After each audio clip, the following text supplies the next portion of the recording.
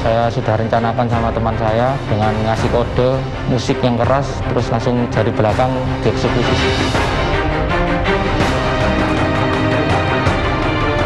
Pemicunya adalah salah satu utang piutang. Si korban sudah meminjam uang itu kurang lebih hampir 40 juta.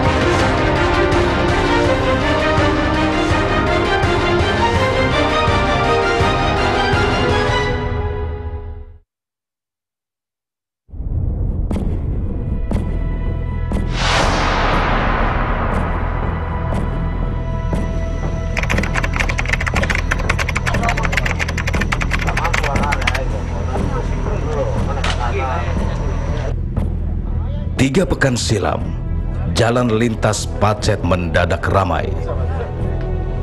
Penyebabnya adalah ditemukannya jasad wanita tanpa identitas di jurang di area tikungan Gajah Mungkur, Kecamatan Pacet, Kabupaten Mojokerto, Jawa Timur. Saat ditemukan, kondisi jasad wanita bernasib malang ini dalam keadaan terlentang di semak-semak. Tidak ada satupun identitas yang melekat pada jasad wanita ini. Ada beberapa orang masyarakat itu melaporkan kepada polsek wilayah kami, yaitu Polsek Pacet, menemukan sesosok tubuh ataupun jenazah wanita yang kita belum mengetahui identitasnya berada di jurang wilayah Pacet kurang lebih 30 meter dari bibir jalan. Pemeriksaan di TKP, kami mengambil beberapa alat bukti seperti masker yang sudah berlumuran darah, kemudian sarung, kemudian juga ada tali di lokasi sekitar tempat pembuangan jenazah tersebut. Setelah proses identifikasi rampung, jasad wanita ini kemudian dimasukkan ke dalam mobil ambulan untuk selanjutnya dilakukan otopsi.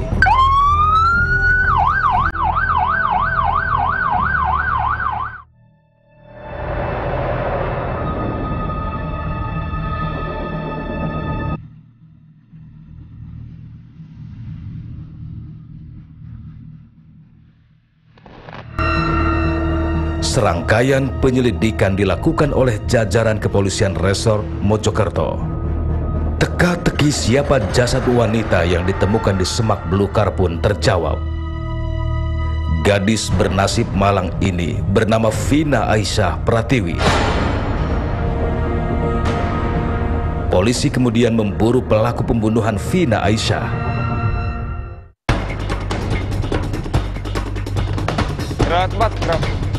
Selamat siang. Inilah suasana saat tim Resmo Polres Mojokerto bersiap untuk memburu pelaku pembunuhan Vina Aisyah Pratiwi.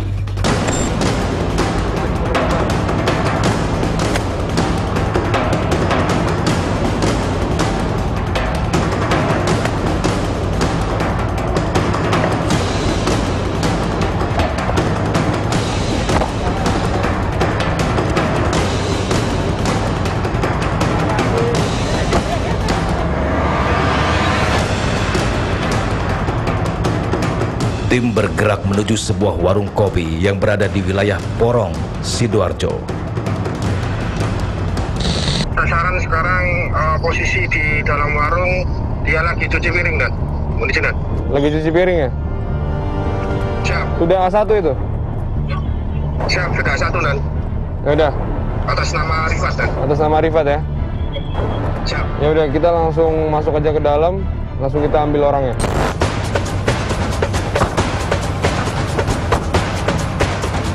Pria yang diduga sebagai pelaku pembunuhan sadis ini pun ditangkap. Kamu Rifat bukan? Iya, Rifat, Pak. Hah? Iya, Rifat. Rifat ya? Iya. Kalau saya lagi. Udah, nanti aja. Nanti aja minta keterangan. Pria ini bernama Rifat Rizatun Rizan. Ia tak lagi bisa mengelak ketika diinterogasi singkat oleh polisi. Rifat ya, Rifat.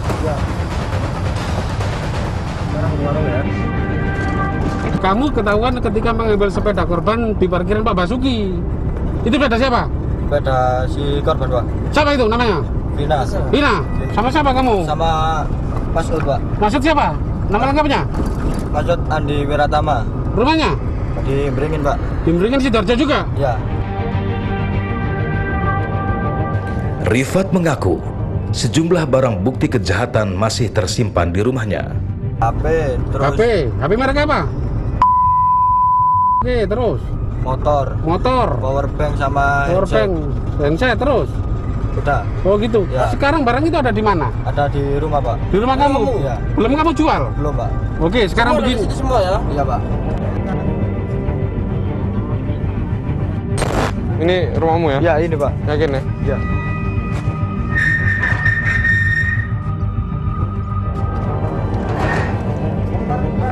Di dalam, Pak. Ya, di dalam. Assalamualaikum. Taruh mana? Taruh belakang, Pak. Di belakang. Hah? Kamar. Mana? Ini, Pak. Sini. Sini, ya. Ini, Pak. Oh, ini motor korban. Ini motor enggak? Oh, ini motor enggak? Ini motor enggak, Pak? Ini ya? Ya, ini motornya. Wah, nopolnya nggak kamu hilangin kan? Masih Ya. tetap kan? Ya. Nopol tetap ya? Ini sepeda korban ya? Ya, Pak. Ya. Oh, kamu ambil. Ambil. Bisa juga. HP, power bank sama handset, Pak. HP, powerbank, headsetnya. Ya. HP-nya apa? Merek apa? Ini iPhone-nya. Ini ya? Warna abu ya, yakin ya? Yakin, Pak.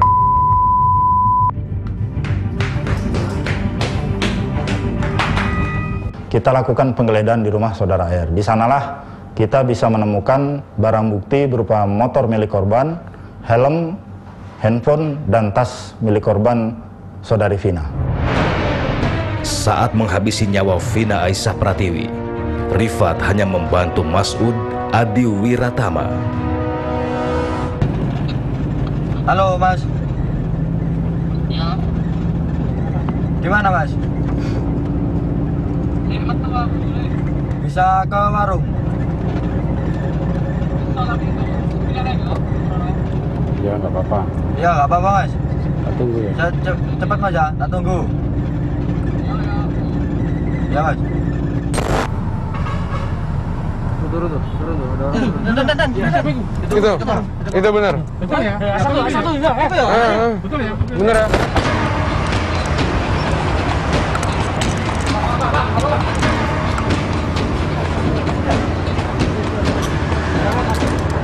Salah apa, Pak? Saya, Bang. Diam dulu. Kita jelaskan ya. Nama kamu siapa? Masud kan? Iya. Namamu Masud. Masud tau, Masud. Saya salah apa, Pak? Masud, ya udah. Ya. Ayo masuk ke mobil. Kita tunjukkan. Ini apa, Bro? Nah, itu apa tuh? Bekas apa? Ya, ngomong apa? Saya. Gimana? Ceritanya gimana? Saya agak jalan terus saya bunuh, Pak. Rifat dan Mas'ud, dua pelaku pembunuhan, sudah ditangkap polisi. Lantas, apa alasan keduanya tega menghabisi Vina Aisyah Pratiwi?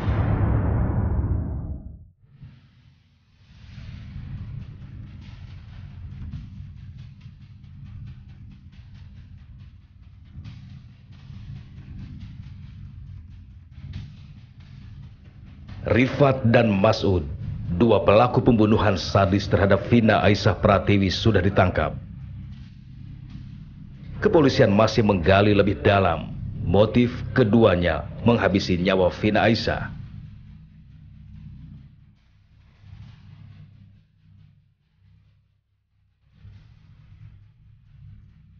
Kasat Reskrim Polres Mojokerto, Ajun Komisaris Polisi Rivaldi Hangga Putra menjelaskan bagaimana bisa mengendus hingga akhirnya menangkap pelaku pembunuhan sadis ini.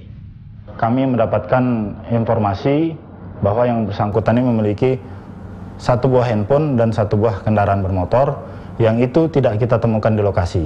Nah, berangkat dari sana didukung oleh informasi juga dari rekan kerja korban, teman dekat korban, bahwa yang bersangkutan sering parkir di salah satu lokasi parkir di Jalan Arteri Porong Sidoarjo. Paginya pada saat hari ditemukan korban di daerah Pacet, itu motor sempat diambil oleh seseorang.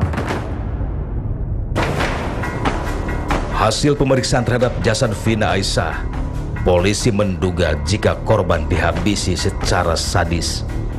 Yang pertama ada luka akibat benda tumpul di sisi sebelah kanan kepala. Ada kurang lebih 4 atau 5 lubang. Dan kemudian ada luka lebam di daerah leher. Awalnya, menentukan identitas korban cukup sulit karena tidak ada satupun petunjuk yang ditemukan pada jasad korban. Namun tidak ada kejahatan yang sempurna. Polisi menemukan secari kertas yang terdapat sejumlah nomor telepon. Di situ kami menemukan dalam proses penggeledahan pakaian dari korban secari kertas yang mana dibungkus dengan uang Rp300.000. Satu kertas tersebut tertera nomor telepon yang bertuliskan nama orang tua dari korban. Kemudian ada beberapa nama sahabat.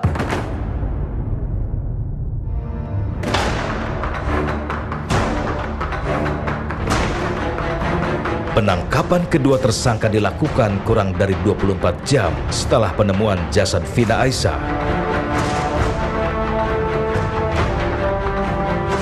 Dalam aksi pembunuhan ini, Mas'ud dan Rifat saling berbagi peran. Mas'ud berperan sebagai otak pembunuhan dan memancing korban untuk bertemu. Sedangkan Rifat berperan membekap korban saat berada di dalam mobil. Tim menyingkap tabir sempat menemui Mas'ud Adi Wiratama dan Rifat Rizatun Rizan. Kepada kami, Mas'ud memang sudah merencanakan menghabisi nyawa Vina Aisyah.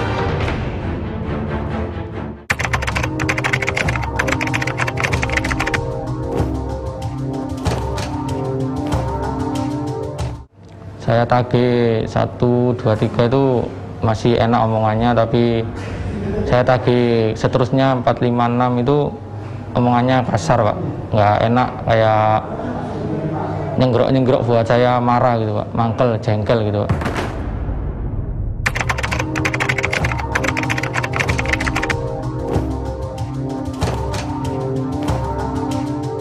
Ya kurang lebih 40, Pak. Ada 40 juta itu awal kenal, awal Januari 2020 itu dia pertama pinjam mungkin 1 juta, 2 juta sampai 5 juta itu saya pinjamin, sempat dikembalikan. Karena sempat dikembalikan itu ya saya pinjamin terus. Awalnya hari Minggu itu, Pak, saya rencanakan di tempat kerjanya teman saya siang pukul 1. Saya rencanakan di situ sambil berbicara alat-alatnya itu apa aja gitu, Pak. Seperti sarung, tampar, baju sama tongkat besi.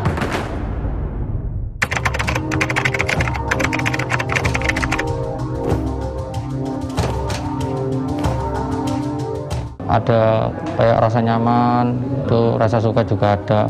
Saya juga kasihan kalau dia cerita sama saya, Pak. Dia cerita tentang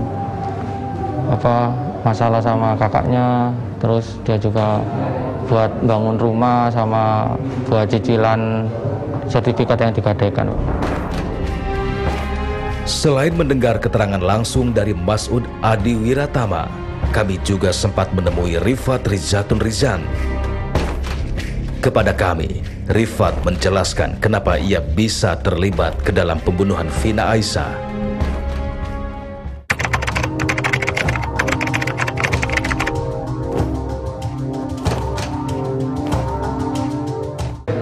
Ayo melok aku nagih utang nang arek iki, sambil menunjukkan foto si korban. Terus kalau ditagih nggak dikasih, dieksekusi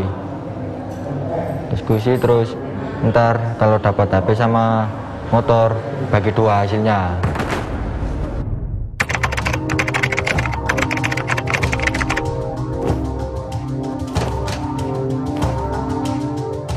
Itu kalau Mas'ud nyalain musik keras, itu kode saya buat eksekusi si korban itu. Nih dibuang di Cangar gimana? Ya udah Mas, terus buka Google Map arah Cangar, Terus nyampe di jurang itu, dibuang di jurang situ, di Cangar, Mojokerto.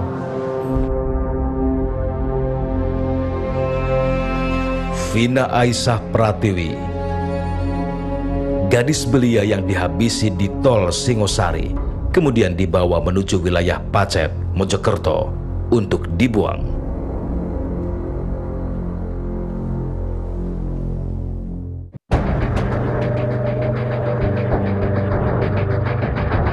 Satreskrim Polres Mojokerto menggelar reka ulang kasus pembunuhan Vina Aisyah Pratiwi. Dalam reka ulang ini, kedua pelaku memperagakan 17 adegan. Adegan pertama misalnya, pelaku utama Masud Adi Wiratama mulai menghubungi Rifat Rizatun Rijan di sebuah kantin. Kemudian adegan berlanjut di rumah pelaku.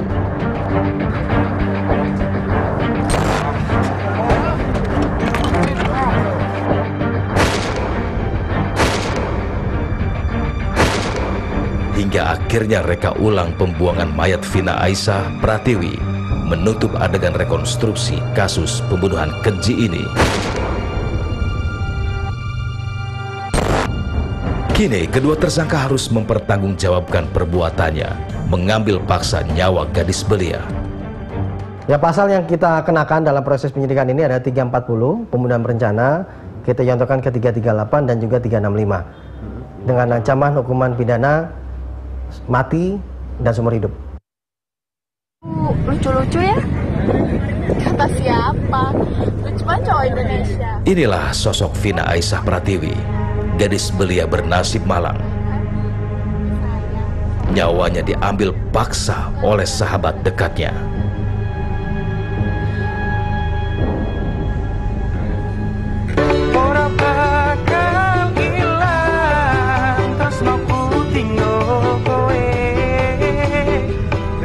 Dalam video ini, mendiang Vina Aisyah bersama salah satu teman dekatnya. Video ini dibuat pada akhir tahun 2019.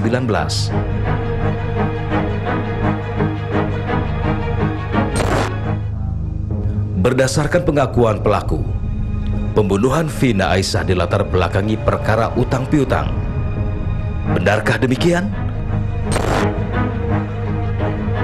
Untuk membuktikannya, tim menyingkap tabir kembali menuju Porong, Sidoarjo, Jawa Timur untuk bertemu dengan Sujarwiyanto, ayah korban.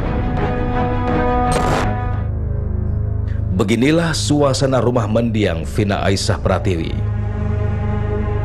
Rumah sederhana ini berada di wilayah Porong, Sidoarjo, Jawa Timur. Kepada kami, sang ayah tidak percaya jika anaknya mempunyai utang kepada tersangka, terlebih dengan angka yang terbilang besar. Kalau anak saya punya utang, anggaplah benar punya utang, menurut pengakuannya, anggaplah atau nanti apa istilahnya tidak tahu nilainya, benar punya utang. Kan rumahnya dekat si Masud ini, kan kompleks ini juga. Orang tuanya juga sering keluar di sini. Tidak pernah tetangga ini, coba nanti cari informasi ke tetangga. Pernah ndak Masud, pernah ndak orang tuanya, ndak baik ibunya atau bapaknya ke sini mencari, apalagi uang 40 juta. Kan juga uang besar. Dia bawa motor, ada perhiasan. Kalau toh niat baik, di luar ada unsur yang jadi misteri sampai sekarang, kan bisa, Vin, karena kalungmu tak minta atau motormu tak tahan kayak nyicil utang, kan bisa gitu loh. Di mata sang ayah, mendiang Vina Aisyah dikenal sangat baik dan ceria. Sujarwiyanto sangat terpukul dengan kepergian Vina Aisyah. Tidak ada harus saya minta jatah sekian ataupun dia punya tanggungan apa, tidak pernah ada tanggungan apa-apa, apalagi yang namanya royal atau kepentingan yang hura-hura seperti anak muda yang lain. Dia sama uang justru paling bukan iri, tapi paling hati-hati menggunakan uang gitu loh. Dan ini harapan Sujarwiyanto kepada aparat penegak hukum. Saya ikhlas, berusaha ikhlas, biarkan hukum yang menyelesaikan semuanya. Intinya tetap ya namanya orang mas kehilangan anak dengan cara begitu, minimal saya menuntut kalau toh memang hukuman itu ada tuntutan hukuman mati, saya juga menuntut hukuman mati.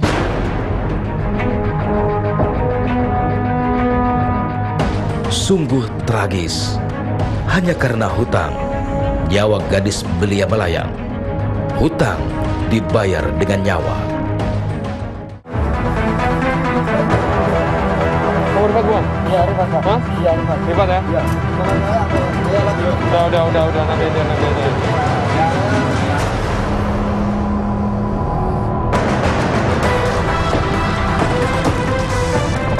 Posisinya ada di samping pohon pas. Ini ya, pohon Ya, yang ini. Pohon yang ini. Pohon yang ini. Kakinya tersangkut di sini yang satu, yang kaki kiri. Yang kepalanya ada di bawah, tangannya terlentang, kepala noleh ke kiri.